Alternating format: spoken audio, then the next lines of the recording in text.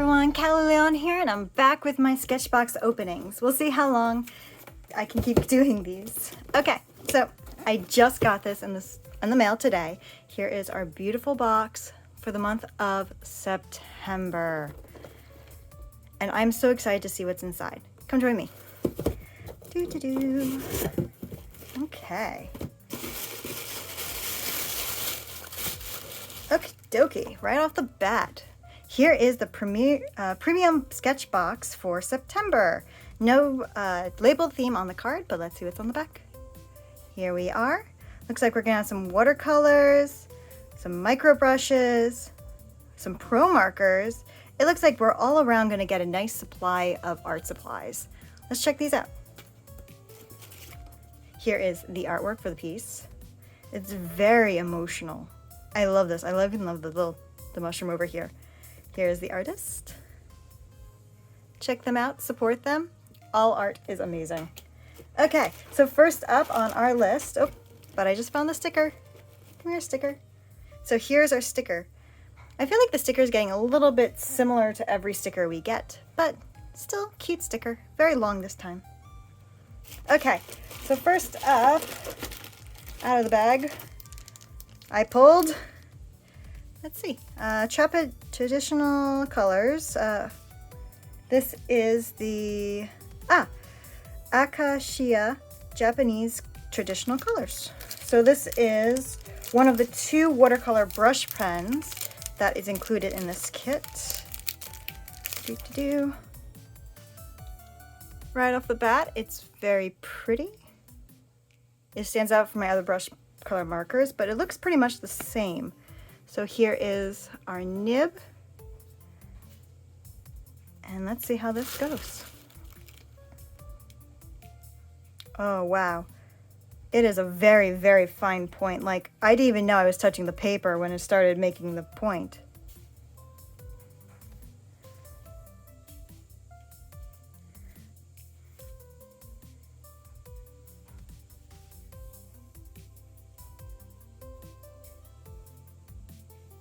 Oh no, I forgot what ya is. But either way, it has much more of a brush feel than some of the other paint watercolor markers I have received in the past. It sprays more. It seems to have a little bit more of a bristle type feel to it. And it's got a really funny clip hold on. Okay, so I believe this is the color Rose Red.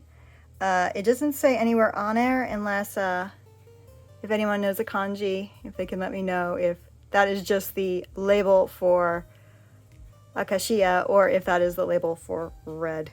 I am still learning. Okay, let's see if we can find the other marker. Here it is. So we have red and we have pink as 2 of our main colors for this set. So once again, here's a very nice point. And let's see how the pink is. Oh, the pink is a very nice pink.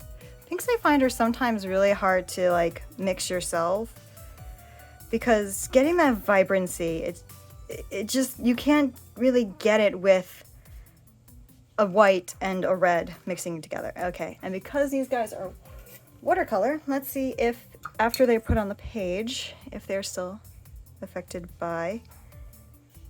They still stick along a lot, but you can move the pigments around, do a little bit of mixing, I guess. Let's see. Can we do direct mixing? Assume if you approach it a little bit like an alcohol marker.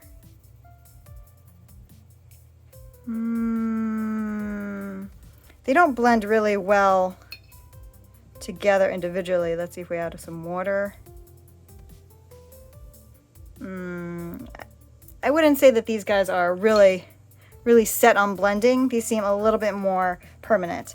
Oh, what it says is that these versatile pens can be used in combination with water to create softer transitions or on their own for bold line work. Out of curiosity, I'm going to take one of my things and I'm going to dip it in the water and get it a little bit more watery. Okay, so if you do dip it in the water, you do get a little bit more of a transitional fade. There we go. It's funny, when I dip it in the water, like it automatically starts bleeding into the water. but still just, even with the extra water on the nibs, I guess it blends a little bit, but I wouldn't say that they're very blendy. But overall, very pretty.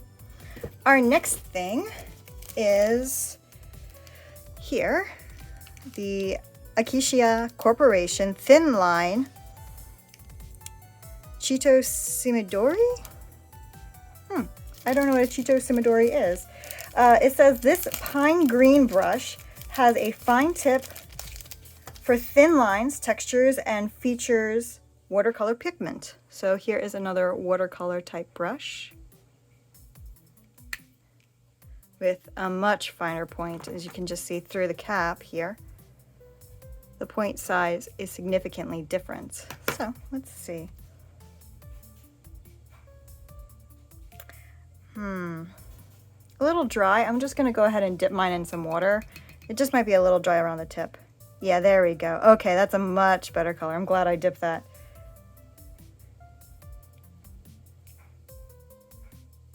Okay. It's still a little bit on the dry side. I might have to keep dipping this a little bit until I really get the pigments to flow, but this color set is just screaming Christmas at me already. Maybe I'll do an old-time Christmas picture in these colors. That'd be fun. Overall, the brush is very nice. It has a good flow. It doesn't have the same flare sort of feel that I get from the thicker watercolor brushes, but the ThinLINE is definitely going to be great for doing some very, very thin detail. And then double check it with the water, straight on the paper. And like the previous one, then again, I am working on Bristol, so Bristol's not going to really sit the water on top, but still, it's not reacting as my normal watercolors would on Bristol. Either way, up next we have the Pentel Micro brush. Ooh, can anyone tell the glittery texture on this pen? I am not going to mistake it for my other ones. Okay, so the brush sign pen artist. This is a black brush liner, offers thin lines and expressive marks. Try working quickly with this pen for a dry brush effect. Wow, that is really thin point. Look how thin that is. Okay, so this is a Pentel. So this is, I guess, what they're suggesting by quick. It is a very brushy, and moving it into the water, that area is still wet. Almost feels like mine's not wet enough. There we go. I just dipped it in some water to give it a little bit more flow, and look how pretty that is. So pretty. There's our black. Okay, so it just took it a little while to get going. This is very nice lines. I can see lining art with this very well, especially going back in and maybe doing some like line art on top of watercolor stuff. The random doodle flower. It overlays nicely, and I love the fact that it's sort of glittery. It's super fun. Okay, next up we have the Winsor Thor Pro Marker. Let's see, is that this guy? Okay, here is our Pro Marker in watercolor. So even though they don't say it, this is clearly a watercolor box. So this watercolor marker should be stored horizontally to avoid the setting of pigment, which can happen during transition. Apply multiple layers for consistent colorings and store horizontally to redistribute the nib to the nib. So I guess if that is our nib, we want it that way, or, oh, there's our nib. Do we have a nib on both sides? Okay, now that's confusing, guys. Never mind. I am slightly deaf when it comes to things, and horizontal is this way, not this way. Horizontal, vertical. Yay! Okay, going back to the markers, we have, this is again the Winsor. Ooh, this has lots of ink. Where I was trying to get the other watercolor ones to work, this right away has juicy, juicy color. So I wonder if, it said that if you go back and apply multiple layers, I wonder if I have to let it dry before I do that. There we go. Just put some multiple layers on the page. This size it feels like a brush, which is interesting, but it feels like if a felt tip became a brush.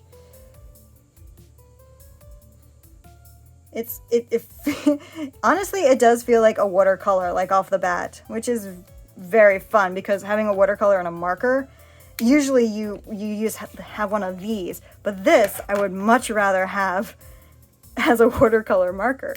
Okay, and here is our bullet nib, where you have much better control. And you know what it is? The firmness of the nib just allows you to be a little more direct with your lines. Whereas I felt with the watercolor brush, if I pressed it down too hard in trying to make some straight lines that were very sort of architectural, for the lack of speaking, it would break, like I'd break it. But this is a solid, nice burnt umber ProMarker watercolor. I have high hopes for this. I'm going to do a lot of sepia art now. But it also says it's watercolor, so let's try out with some water. So here we applied it in a couple layers. Here's 1, 2, and 3 layers. So it fades very nicely if you work with it while wet. And we're just going to apply some. And as you can see, this actually picks up the pigment a lot more and moving it around. Like, you won't be able to get rid of your hard edges, but off the bat I can already tell, like, you can easily move the color around a lot more, put down some things and go in and not so much soften the edges. I don't think you'll ever lose that hard edge that the marker is going to give you, but it definitely allow you to move the pigment around the paper to get some additional sepia tones. Okay, next up we have the Fibercast watercolor marker. This is a box of watercolor markers. I don't think they've given us an actual official watercolor. So this Indian red dual-tipped marker is great for fine details or creating large washes of color, which would suggest that one end we have a very large brush tip, and on the other we have a bullet tip. So let's see how this guy writes. Not as juicy as the Winsor. This feels a little bit more like I'm writing with a Crayola marker. There it goes, a little bit juicier. And let's see if we can do the same thing here. Play a couple layers. Do another half layer and do a third layer and see how that all dries out. It's fine. After trying the Winsor, I really like how the Winsor feels over this one, but this is a very fine feel. If you're curious, the price difference is not that much. The Winsor is $6.50 and this is only $5.99, so it's a 50 cents difference, but I would spend the extra 50 cents for a Winsor at the moment. But I'll have to see how it actually comes in the work. And it could be that maybe my marker's just not great, because as I flipped it over to the bullet side is much juicier.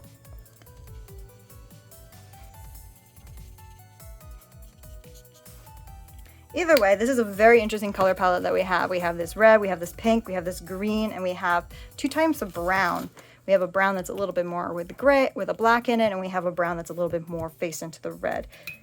Let's see how this guy works with our waters. I would say he doesn't go as much as the Wingcaster. You can't move the pigment around as much as the Winsor, but definitely more than the Akashiya. But still very fun. Up next, yes, we still have more. We have the KingArt Inkline pen. So this 3mm chisel tip fine liner is great for thick or thin lines. So here we are, we have the chisel tip. Let's see, we readjust, there we go. It says that it's great for initial sketches or on top of pigments. So off the bat, I'll do KingArt. This is very stiff.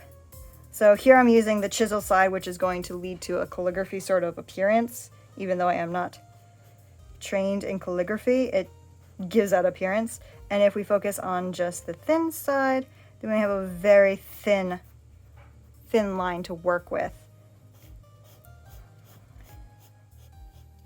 It looks like you can layer it a little bit, but not as much as these two really allowed you to layer it on. Honestly, it's very firm in the line of markers. Okay, it's gonna be interesting. It says that it's probably used on top of the watercolor more. So here our Faber-Castell is still wet, but over here we're all dry.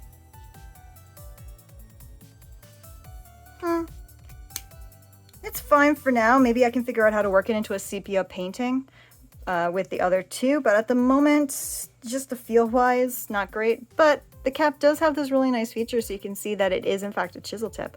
So I like the little window feature. Okay, the last utensil is, I have to laugh because it's called a mop brush. And once I'm able to get it open and show you guys, there you go. Here is our sketchbook signature product for this box. It is the mop brush. This SketchBox exclusive 3/8 fluffy brush is great for creating soft swaths of color and can hold a lot of pigment. I don't have my watercolors out at the moment, but let's grab some water and just, we can actually wash away some. It does hold a great amount of water, which is nice. And I'll have to double check with some watercolors later to see how much watercolor it holds, but it definitely feels like it's going to be something that's going to be doing those clouds really nicely, or those soft backgrounds. Not going to be one that's going to be working on your finer details or controlling of the painter, but to get that watercolor effect, this seems like a really solid brush. Then the last thing in the box that we have is the, I've never been able to pronounce their name correctly, Hahnemuhle Harmony Custom Book. This is a hot pressed 300 GMS 4x9 and it's 12 sheets. Let's see. It's a smooth and absorbent. This paper is great for watercolor, water-based pigments, and brushwork. Right off the bat, it feels very much like the Bristol paper that I've been using, so perhaps we're looking for a more hard-lined watercolor feel. And as we can see in this picture a little bit more, it's less to do, like here you even see it in the red, you start seeing the hard lines that these products are able to give you in a watercolor style. So perhaps they're suggesting try a hard line instead of a soft line, or if you have problems with your watercolors losing their edges, then this paper and these brushes might be really well for you guys. Here is the thickness, pretty decent thickness on these. 12 sheets. Once again, very long, so here's my hand in comparison. A very long piece of paper. They always like to choose very interesting sizes for the sketchbooks, primarily because I'm sure they take a single book and just cut it into pieces. But it's going to be an interesting challenge to make this work artistically. Okay, so just to recap, in the last couple minutes, we got the sketchbook, the SketchBox Hahnemuhle prize. If anyone wants to tell me how to pronounce that in the comments, please do. Then we have the SketchBox signature mop, which is going to be great for some backgrounds, though it doesn't seem to work well with the markers that were provided. The markers don't seem to move. Then we have the Inkline pen and the Chisel 3mm. Then we have the Faber-Castell watercolor pen, which here's our color. Then the Winsor, which is here. We got our black signature or black sign pen from Pentel, and then from Akashiya we have the two larger watercolor brushes and the fine line one. So overall, we have a very warm color palette with a green accents for the shadows, which can be fun to try it out. But until then, I hope you guys really enjoyed the video, and check back on my Instagram account for some art made from it. Thanks everyone, and have a great day.